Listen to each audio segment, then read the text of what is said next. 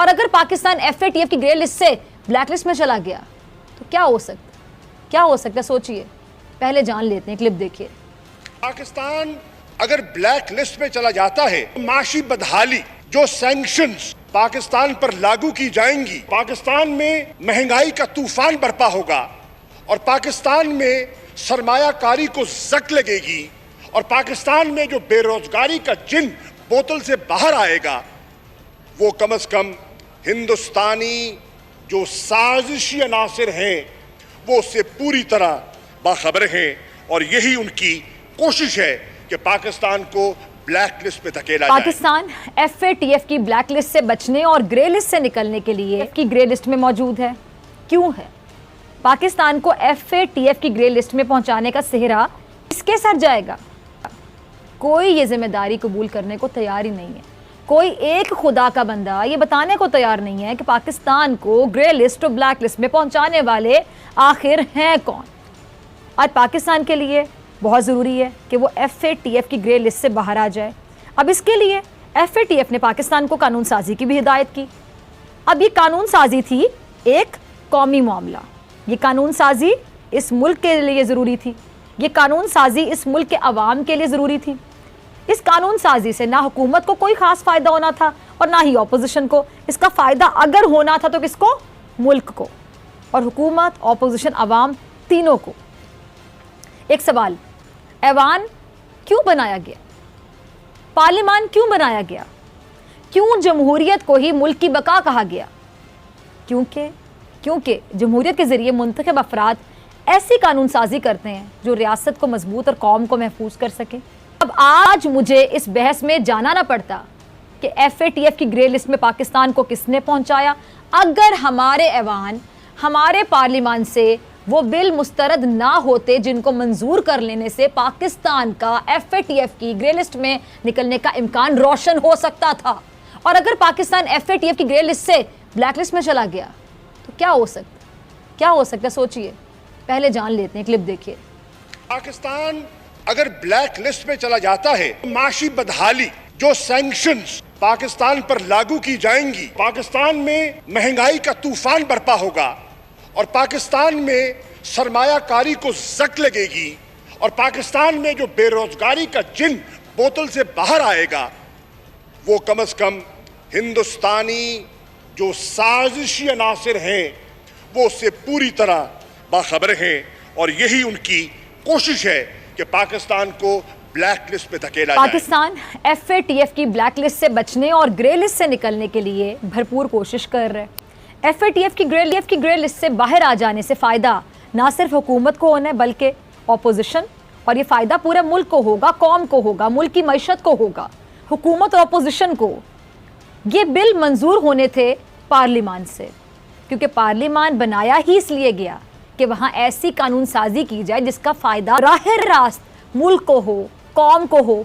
और खुशखबरी ये है कि FATF की ग्रे लिस्ट से निकलने के लिए जो कानून साजी होनी थी वो नहीं हो सकी, बल्कि जो बिल मंजूर होने थे वो अपोजिशन की जानिब से मुस्तरद कर दिए गए कि इमरान खान साहब अब जल्द अज जल्द इस्तीफ़ा दे दें। अब ये तो अपोजिशन के लिए आप समझ लें कि सियासी तौर पर एक प्लस पॉइंट साबित होगा, लेकिन अफसोस इस बात का है कि इस मुल्क की सियासत में कोई जीते ना जीते, मुल्क और कौम ज़रूर हार जाते हैं, क्योंकि हमारे माशरे में ऐसे ही चलते हैं। सब पानी नलकों में नहीं है, सड़कों पर है, और बिजली भी तारों में नहीं बल्कि सड़कों पर दौड़ती हुई नज़र आती है। अब ये सिंपल सा सवाल है कि पानी को नलकों में और बिजली को तारों में वापस कब तक लाएंगे? मजीद 12-13 साल दरकार है आपको। पर आपने देखा होगा पहले के बनस्पत पानी हमने काफ़ी हद तक बहुत जल्द निकाल दिया है। शाहरा फैसल जैसे काफ़ी मेन एरियाज थे, वो सुबह को ही आज सुबह को मैं 7 बजे निकला था उमरकोट के लिए, क्योंकि मैं फोकल पर्सन हूँ चीफ मिनिस्टर का for flood relief in Umarkot. तो मैं 7 बजे सुबह को निकला था, सारे रास्ते साफ थे। पर ऑफ कोर्स इश्यूज हैं और वो इश्यूज सॉल्व नहीं होंगे हमारे नाले साफ करने से। पहले कहते थे पीपल्स पार्टी नाले नहीं साफ कर रही तो आप जी NDMA को दे दो। NDMA ने आके भी हमारे साथ नाले साफ किए। नाले साफ हम भी करते हैं, वो भी करते हैं। नाले साफ करने से ये मसला हल नहीं होगा जब तक हम इंक्रोचमेंट्स नहीं हटाएंगे। अब ये इंक्रोचमेंट्स की बात आ जाती है जी, इंक्रोचमेंट किसकी है? तो इंक्रोचमेंट तो उन्हीं की है जो सारी कराची में भत्ताखोरी करते रहे, बोरीबंद लाशें लोगों के घरों पे भेजते रहे, उन्हीं के इंक्रोचमेंट्स हैं। 30-35 साल से ये पार्टी जो है सो अलग अलग गवर्नमेंट्स में इक्तदार में रही है, और इसीलिए हमने अब कमेटी फॉर्म करने पे एग्री किया। तालपुर साहब, सूबाई हुकूमत तो आप लोगों की रही ना, तो आप लोगों ने क्यों ना रोका? ये माफिया था क्या जिनको आप लोग रोक ना सके? आप इतने बेबस क्यों रहे इस माफिया के आगे?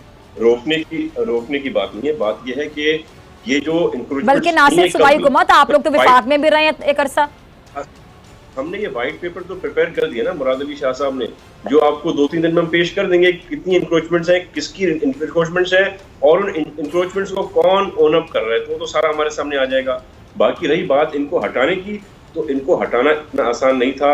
एक तरफ से इनको हटाना पॉलिटिकल प्रेशर जो हम फेस कर सकते हैं, उसके साथ साथ फिर चेयरमैन बिलावल के ऑर्डर्स के आप इनको फौरी तौर पे हटाएं, और साथ में जिन जिन को हटा रहे हैं उन सबको आप ऑल्टरनेट लोकेशन भी ढूंढ के दें। तो अब एक पेज पे है, अल्लाह करे अल्लाह अकल दे, हम सबको पीटीआई MQM सारे जो हमारे साथ अभी इस कमेटी में आए हैं, ये तो डिसाइड हो चुका है, it's already been decided that right after the flood is over, next month से हम इंक्रोचमेंट्स हटाना शुरू कर देंगे। और उसमें रेवेन्यू डिपार्टमेंट इंक्लूडेड होगा, उसमें सिंध पुलिस होगी, और उसमें पाकिस्तान रेंजर्स होगी। तो इसको लेट्स सी जो आप कह रहे हैं ऐसा होगा कि नहीं होगा। अच्छा, मैं नकवी साहब को जरा शामिल गुफ्तगू करती हूँ आपकी इजाजत से, फिर आपको दोबारा मौका देती हूँ। नकवी साहब, अगर आप मुझे अब सुन पा रहे हैं, आप वैसे पहले भी सुन पा रहे थे, आपकी आवाज़ ठीक नहीं आ रही थी, आई होप कि अब आपकी आवाज़ ठीक आएगी। तो मेयर कराची साहब को आपने भी सुना कि बाकायदा रोना ही शुरू कर दिया उन्होंने। अब आप सोच रहे हैं कि एक आम शहरी, एक आम पाकिस्तानी जब देख रहा है, प्रोग्राम देख रहा है या उनकी प्रेस कॉन्फ्रेंस देख रहा है, उनको रोता हुआ देख रहा है, उसकी क्या फीलिंग्स होंगी? आप फील कर सकते हैं कि मेयर कराची, इतने बड़े शहर का मेयर, इतना बड़ा ओहदा, और MQM बहुत पुरानी जमात है, कराची में बाकायदा काबिज है। अब वसीम अख्तर साहब ऐसे रोना रो रहे हैं, लेकिन कुर्सी से भी चिमटे रहे इतने अरसे तक, कभी रिजाइन ना दिया, कुर्सी छोड़ने की हिम्मत ना हुई, लेकिन जब कुर्सी जाने का वक्त आया तो रोना शुरू कर दिया। फिर साथ ही ड्रामे के अल्फाज बोले, मतलब ये ड्रामा नहीं था तो और क्या था? पूरे पाकिस्तान में मिसाल बनी हुई है। हाँ, ऐसी जबरदस्त है कि कोई एक नाजिश बिल्डिंग इस शहर में नहीं बनती, और बिल्डिंग। अच्छा, मेरे ज़हन में सवाल है आपकी बातों से। एक मिनट, तैमूर साहब से मेरे सवाल पूछने हैं। नकवी साहब 1 मिनट दीजिएगा जरा। तैमूर साहब, आपने नकवी साहब की बातें भी सुनी, उसका भी यकीनी तौर पे आप जवाब देना चाह रहे होंगे, साथ जरा मेरा सवाल भी सुन लें। आप लोग NFC अवार्ड के तहत अपना हक मांग रहे हैं, मांगना चाहिए, बिल्कुल मांगे, आपका हक है और आपको मिलना भी चाहिए। लेकिन इससे पहले जो NFC अवार्ड के तहत जितनी भी रकम आप लोगों को मिली है, सर जरा बता दें कि लगी कहाँ पर है? सबसे पहले तो नकवी साहब की बातें मुझे बड़ी हंसी आ रही थी कि वो हमें बता रहा है कि हम गवर्नेंस कैसे करें और हम क्या करें। जिन लोगों ने 2 साल में पाकिस्तान का खसारा 23 ट्रिलियन से 42 ट्रिलियन तैमूर साहब, आपको हंसी आ रही है और मुझे कराची की सूरत पे रोना आ रहा है, बस ये डिफरेंस है ना। सियासतदान बन के फिर आप लोगों की सोच ही बदल जाती है। मैं तैमूर तालपुर साहब कह रहा हूँ, तहरीक-ए-इंसाफ ने बहुत गुनाह कर दिए। आप वो गुनाह क्यों कर रहे हैं मेरे भाई? आपको तो 12 साल हो गए, हम जी नकवी साहब, तैमूर साहब का जवाब सुन ले पहले। अच्छा, फिर दोस्त साहब आपने तैमूर साहब का जवाब सुन ले, मैं फिर आपकी तरफ आती हूँ। जी नकवी साहब जरा सब्र रखें जी, थैंक यू वेरी मच। जी तो जिन लोगों ने नकवी साहब आप सुनिएगा प्लीज, मैं फिर आपकी तरफ आती हूँ।